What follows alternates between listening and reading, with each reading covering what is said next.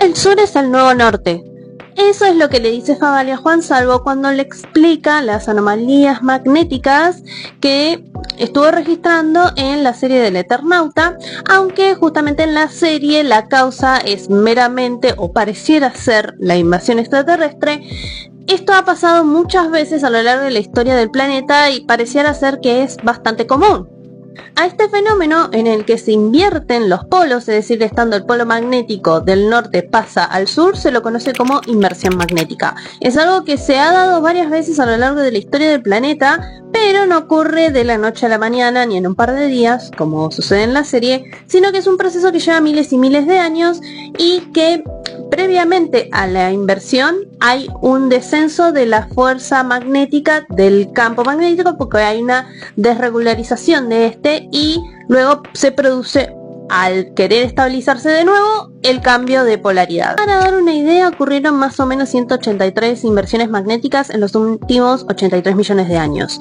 Y la duración de cada inversión magnética pareciera ser, o al menos lo es estadísticamente azarosa. O sea, no hay un patrón o un tiempo que diga cuándo va a ocurrir la próxima inversión magnética. Parecen completamente al azar. Hay periodos más estáticos de la polaridad, digamos, normal, o sea, norte-sur, y hay momentos en el que hay más inversiones magnéticas registradas. No se entiende muy bien si hay una causa externa o son procesos que tienen que ver con cómo se forma el campo magnético de la Tierra y la estructura interna del planeta, porque no hemos vivido ninguna inversión magnética como civilización ni como humanos sobre el planeta, porque la última inversión magnética fue hace 780.000 años, que se conoce fue la más estable, ¿sí? Que duró entre 2000 y 10.000 años y así que no tenemos un registro como humanos ni siquiera de la última inversión. ¿Y dónde queda registrado el intercambio de polaridad? Pues en las rocas.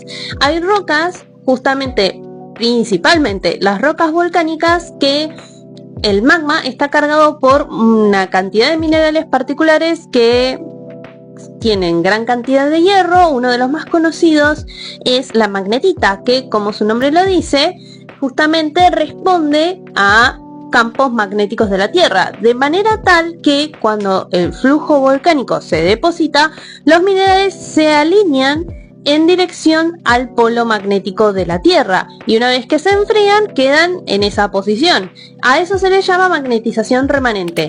¿Qué sucede? En 1905 un geofísico francés que se llama Bernard Brunès se dio cuenta que había magnetitas o minerales de magnetita en rocas volcánicas que no se alineaban con el polo norte actual, lo que le estaba indicando que probablemente esas minerales se depositaron con un polo distinto al posteriormente. Con el avance de la ciencia se pudo identificar que esto realmente se encontraba en muchas rocas volcánicas, sobre todo en lo que es el fondo oceánico. En el fondo oceánico, en las crestas dorsales, donde se genera nueva corteza terrestre, que es donde se origina y es muy rico lo que es en estos tipos de minerales ferrosos, se pudo comprobar que si realmente esto era cierto y que el polo magnético de la Tierra cambiaba, entonces teníamos que tener un registro a lo largo de todo el fondo oceánico en el que se tenían que generar bandas de magnetitas y básicamente una polaridad marcada a lo largo de los millones de años que nos mostraran que el polo cambiaba, y de hecho sí, quedan registradas justamente líneas de polarización magnética distintas a lo largo y simétricas en el fondo oceánico. Y actualmente los estudios de cómo funciona la inversión magnética es básicamente a través de modelos que se hacen en computadora para entender cómo sería una nueva inversión magnética. Se supone que tiene que ocurrir una dentro de poco, entiéndase dentro de poco, en el año 3000 o 4000. Estamos hablando de tiempos terrestres o de historia de la Tierra como algo dentro de poco, pero que no se entiende muy bien cuáles serían los efectos, o por lo menos en lo que se tiene estudiado con el registro fósil es que pareciera no afectar demasiado la inversión magnética o haber grandes catástrofes biológicas asociadas a la inversión magnética, es decir, no hubo hay extinciones masivas asociadas o algún otro problema con los organismos que vivían ahí o con la vida en la Tierra en general. O sea, pareciera que a pesar de que se debilita el campo de la Tierra, es decir, al debilitarse el campo magnético de la Tierra, nosotros estamos más expuestos a la radiación solar, porque justamente nos sirve de escudo y otras radiaciones espaciales.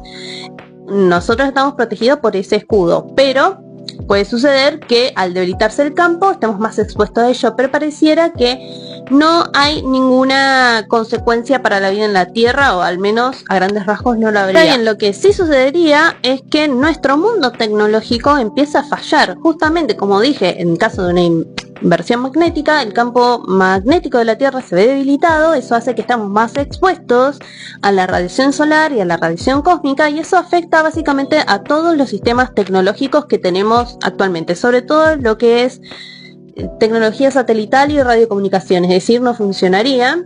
Tampoco probablemente funcionen las redes eléctricas porque se verían sobrecargadas, es decir, por la radiación, y esto provocaría apagones masivos, como vemos en la serie. Y por último, todos aquellos sistemas de posicionamiento que utilicen brújulas serían casi imposibles de usar. Como vimos en la serie, las brújulas no saben a dónde apuntar porque justamente no hay un polo magnético definido, así que básicamente nos sería casi imposible ubicarnos en el espacio terrestre. Así que ya saben, consíganse las cosas viejas, una radio vieja y lo que tengan, una brújula, porque lo viejo funciona. ¿Es posible que caiga nieve tóxica del cielo como en el Eternauta? Y si te digo que eso pasó o algo similar pasó en la historia de la humanidad, déjame que explico.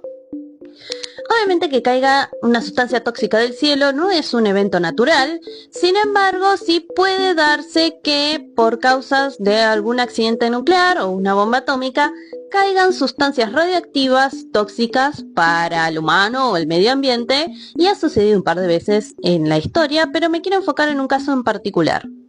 Entre 1946 y 1958, Estados Unidos realizaba numerosas pruebas nucleares, es decir, probaba bombas atómicas, en lo que son las islas y atolones del Pacífico, de los cuales tenía básicamente permiso de actuar o controlaba el territorio, entonces podía realizar esas pruebas, y realizó hasta 67 pruebas de explosiones atómicas. En 1954 tiran una bomba de hidrógeno en lo que es el atolón de Bikini, en las Islas Marshall, que es un conjunto de islas en el Pacífico, que se llama explosión de Castle Bravo, o el experimento tenía ese nombre de Castle Bravo. La explosión deja básicamente ese buraco y la nube que pueden ver abajo. ¿Por qué se la considera un desastre nuclear? Porque fue 3 veces más grande la explosión de lo que originalmente habían calculado. La explosión de Castle Bravo fue de 15 megatones, que fue 1000 veces más potente que la bomba de Hiroshima. ¿Qué sucede? El atolón está hecho de corales, básicamente, entonces la bomba al impactar en los corales genera un montón de partículas blancas que se suspendieron en el aire y posteriormente cayeron o llovieron como nieve, el cual estaba mezclado obviamente con material radioactivo. Pero esto los habitantes de la isla Marshall no lo sabían, entonces vieron básicamente el cielo ponerse rojo por la explosión y luego la precipitación de esta nieve, lo cual les pareció lindo o mágico que de repente cayera nieve en su isla, siendo que no sabían que básicamente les estaba cayendo sustancias tóxicas del cielo.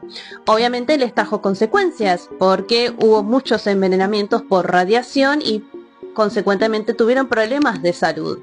La explosión de Castle Bravo está dentro de las 5 explosiones nucleares más fuertes de la historia, y de hecho llevó a que Estados Unidos tuviera que pagar más de 700 millones de dólares en compensación a todos los problemas de salud que tuvieron por envenenamiento por radiación los habitantes de la isla Marshall y zonas cercanas, porque hubo una evacuación de las personas que vivían en el atolón, pero obviamente fue menor a la prevista a la explosión, que fue mucho mayor a la que habían calculado. Posteriormente, en 1963, este incidente también ayudó a que se firmara el Tratado de Prohibición de Pruebas Nucleares en las zonas del Pacífico. Y a diferencia de lo que pasó con los habitantes de la isla Marshall, en el Eternauta no pareciera ser nieve radioactiva lo que cae del cielo, sino más bien una sustancia tóxica que te mata al respirarla o hacer contacto con la piel, cosa que se ve en la serie y en el cómic, ya que si fuera radioactiva no sería suficiente con el traje que se hace o que le vemos que le hacen a Juan Salvo, que básicamente es una máscara y tratar de cubrirse con algo impermeable. Justamente los materiales radioactivos te matan porque siguen siendo radiactivos, es decir, seguís expuesto a radiación, cosa que no podés realizar un traje antirradiación con cosas que guardes en tu casa. Y si te suena a Trono de Bikini, es que sí, sirvió de inspiración para nombrar a Fondo de Bikini, que es el lugar donde vive Bob Esponja y básicamente su comunidad.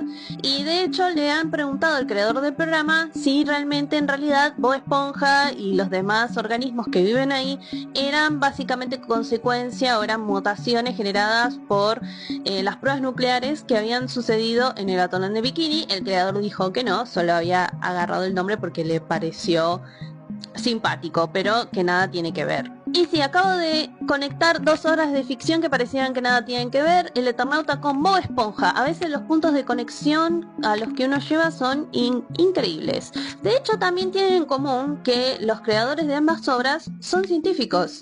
El creador del Eternauta, el cómic original, Oesterheld era geólogo y Hindenburg es biólogo marino, de ahí a que los animales sean científicamente correctos.